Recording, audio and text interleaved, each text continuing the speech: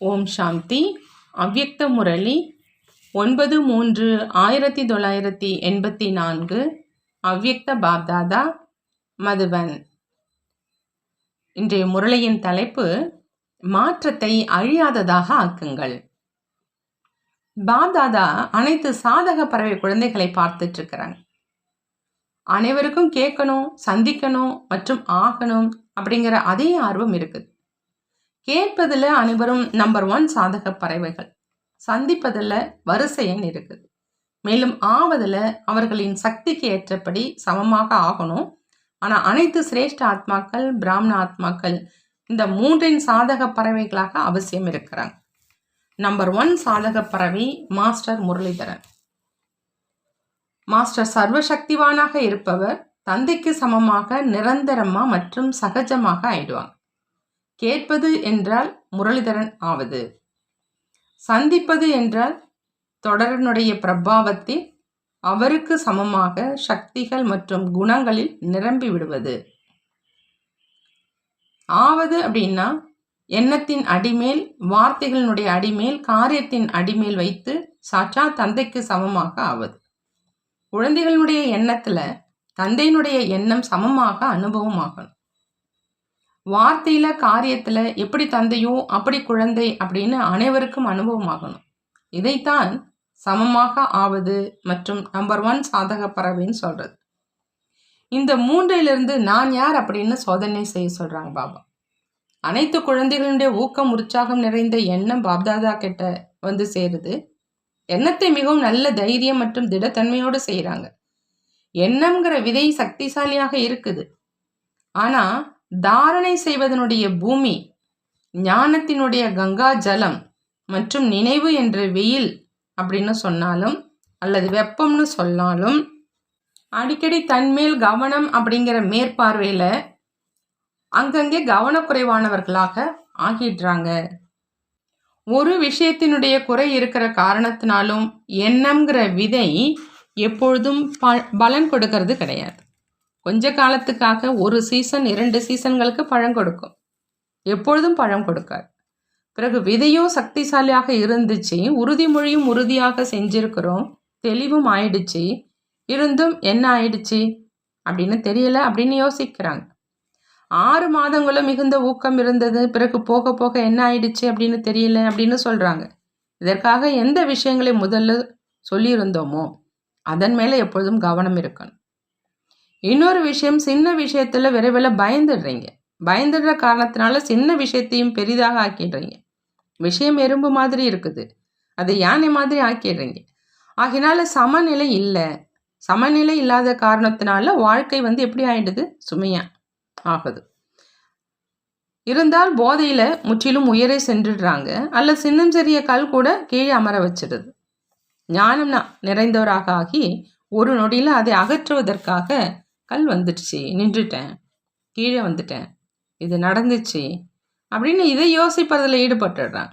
நோய் வந்துடுச்சு, காய்ச்சல் மற்றும் வலி வந்துடுச்சு அப்படின்னு ஒருவேளை இதையே யோசிக்கிறாங்க மற்றும் சொல்லிக்கிட்டே இருக்கிறாங்க அப்படின்னா என்ன நிலைமை ஆகும்?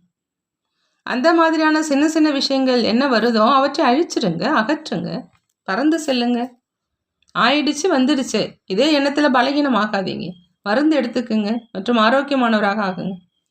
சில நேரம் பாப்தாதா குழந்தைகளுடைய முகத்தை பார்த்து இப்போ என்னவாக இருந்தார், அடுத்த நேரம் என்னவாகி விட்டார் அப்படின்னு யோசிக்கிறார். இது அவரே தானா அல்லது இன்னொருவராக ஆகிட்டாரா? விரைவில் மேலே கீழே போகிறதுனால என்ன நடக்குது? தலை பாரமாக ஆயிடுது. பொதுவாகவே நடைமுறையில் மேலே கீழே சென்று வந்துக்கிட்டே இருந்தீங்க அப்படின்னா தலை சுற்றுவது போல் அனுபவம் செய்வீங்க இல்லையா? ஆகினால இந்த சமஸ்காரத்தை பரிவர்த்தனை செய்யுங்கிறாங்க பாபா. நம்முடைய பழக்கமே அந்த மாதிரி தான் என்று அப்படி யோசிக்காதீங்க. தேசத்தினுடைய காரணமாக மற்றும் வாயுமண்டலத்தினுடைய காரணமாக மற்றும் ஜென்மத்தின் சமஸ்காரம், நேச்சரின் காரணமாக அந்த மாதிரி ஆகத்தான் செய்யும். அப்படி அந்த மாதிரியான நம்பிக்கைகள் பலகீனமானவராக ஆக்கிடுது. ஜென்மம் மாறியது அப்படின்னா சமஸ்காரத்தையும் மாற்றுங்க. எப்போ உலகை மாற்றுபவராக இருக்கீங்க அப்படின்னா சுயத்தை மாற்றுபவராக முன்பாகவே இருக்கீங்கள் தான் இல்லையா? தன்னுடைய ஆதி அனாதி சுபாவ சமஸ்காரத்தை தெரிஞ்சுக்கிங்க. அதுதான் உண்மையான சமஸ்காரம். இது போலியானது. என்னுடைய சமஸ்காரம், என்னுடைய நேச்சர் அப்படின்னு சொல்றது மாயாவினுடைய வசமானதனுடைய நேச்சர். சிரேஷ்ட ஆத்மாக்கள் உங்களுடைய ஆதி அனாதி நேச்சர் இது இல்லை. ஆகையினால இந்த விஷயங்கள் மேல மீண்டும் உங்களுடைய கவனத்தை ஈர்க்கிறோம், மீண்டும் படிப்பிக்கிறோம் அப்படிங்கிற இந்த பரிவர்த்தனையை அழியாததாக ஆக்க சொல்றாங்க பாபா. விசேஷங்களும் அதிகம் இருக்குது. அன்புல நம்பர் 1 இருக்கீங்க. சேவையினுடைய ஊக்கத்திலும் நம்பர் 1 இருக்கீங்க. ஸ்தூலமாக தூரமாக இருந்தாலும் அருகில் இருக்கீங்க. கேட்சிங் பவர் மிக நல்லா இருக்குது. அனைவரும் உணரும் சக்தி மிக தீவிரமாக இருக்குது. குஷிகளினுடைய ஊஞ்சல் ஆடிக்கிட்டும் இருக்கீங்க. ஆகா பாபா, ஆகா பரிவாரம், ஆகா நாடகம்ங்கிற பாடலையும் நல்லா பாடுறீங்க.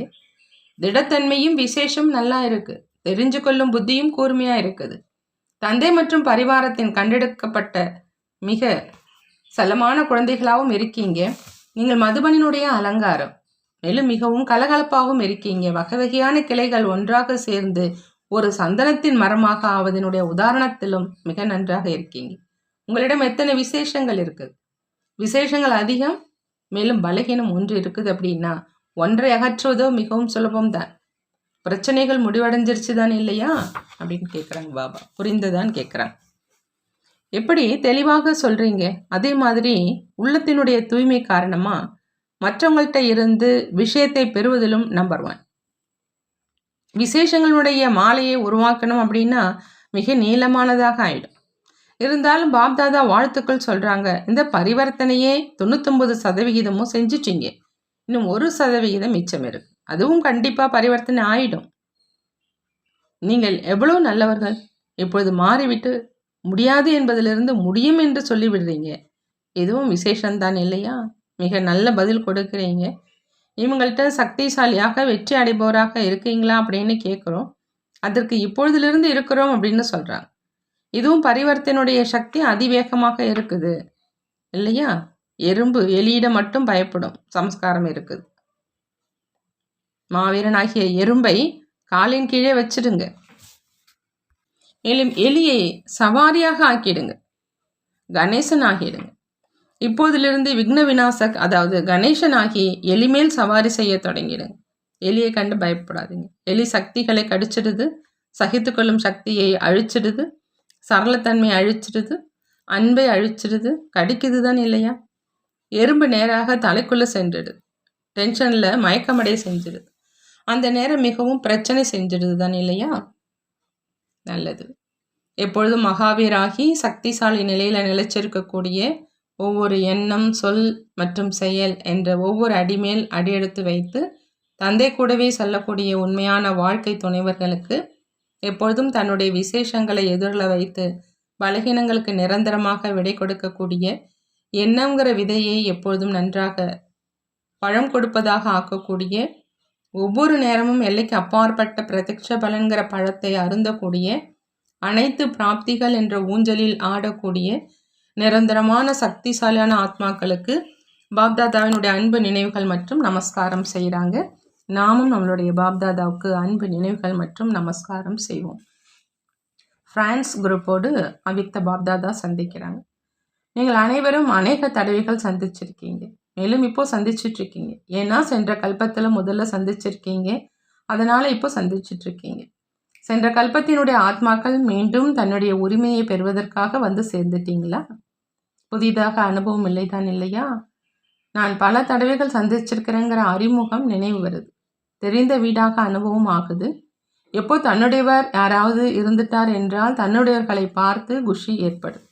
இப்பொழுதோ இதற்கு முன்பு என்ன சம்பந்தம் இருந்ததோ அது சுயநலத்தின் சம்பந்தமாக இருந்தது, உண்மையானதாக இருக்கலை என்று இப்பொழுது புரிஞ்சுக்கிட்டீங்க. தன்னுடைய பரிவாரத்தில் தன்னுடைய இனிமையான இல்லத்தில் வந்து சேர்ந்துட்டீங்க. பாப்தாதாவும் வாங்க வாங்க அப்படின்னு சொல்லி வரவேற்கிறாங்க. திடத்தன்மை வெற்றியை கொண்டு வரும். இது நடக்குமா அல்லது நடக்காதாங்கிற எண்ணம் எங்கு இருக்குமோ அங்கு வெற்றி கிடைக்காது.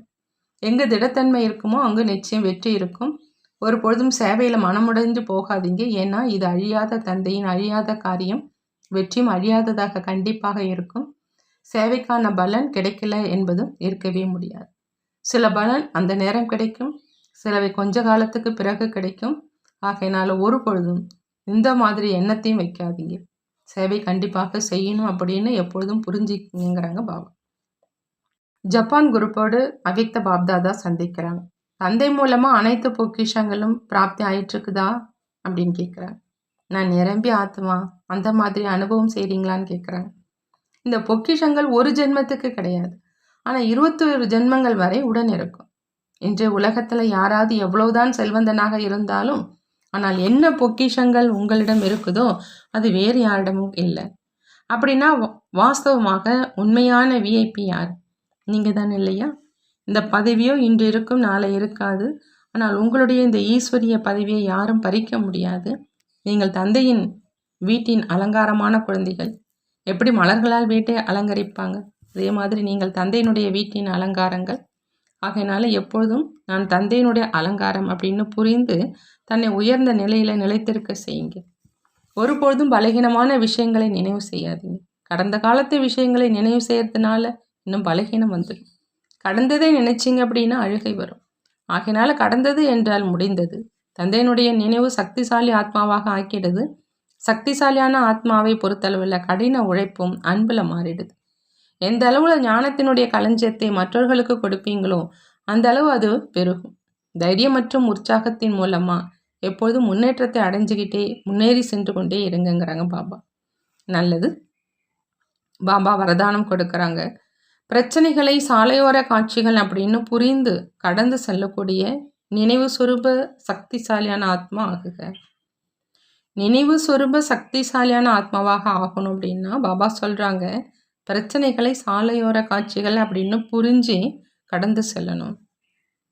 நினைவு சொரூப ஆத்மா சக்திசாலியாக இருக்கிற காரணத்தினால பிரச்சனைகளை விளையாட்டு அப்படின்னு நினைக்கிறாங்க. எவ்வளவுதான் பெரிய பிரச்சனையாக இருந்தாலும், ஆனால் சக்திசாலியான ஆத்மாவை பொறுத்தளவில் லட்சியத்தை சென்றடைவதற்கு இந்த அனைத்து பாதைகளும் பக்கத்து காட்சிகள். மனிதர்களோ பணம் செலவழித்தும் சுற்றுலா காட்சிகளை பார்ப்பதற்கு போகிறாங்க. ஆகையினால நினைவு சொரூப சக்திசாலியான ஆத்மாவை பொறுத்தளவில் பிரச்சனை என்று சொன்னாலும், சோதனை தடை அப்படின்னு சொன்னாலும் அனைத்தும் பக்கத்து காட்சிகள்.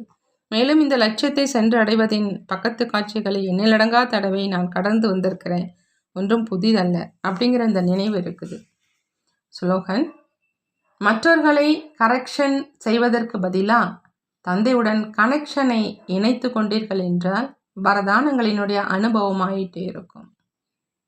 மற்றவங்களை சரி செய்வதற்கு பதிலாக தந்தையோடு தொடர்பை இணைச்சிக்கிட்டா வரதானங்களுடைய அனுபவம் ஆகிட்டே இருக்கும்னு பாபா சொல்கிறாங்க. நல்லது. ஓம் சாந்தி. நன்றி பாபா, நன்றி.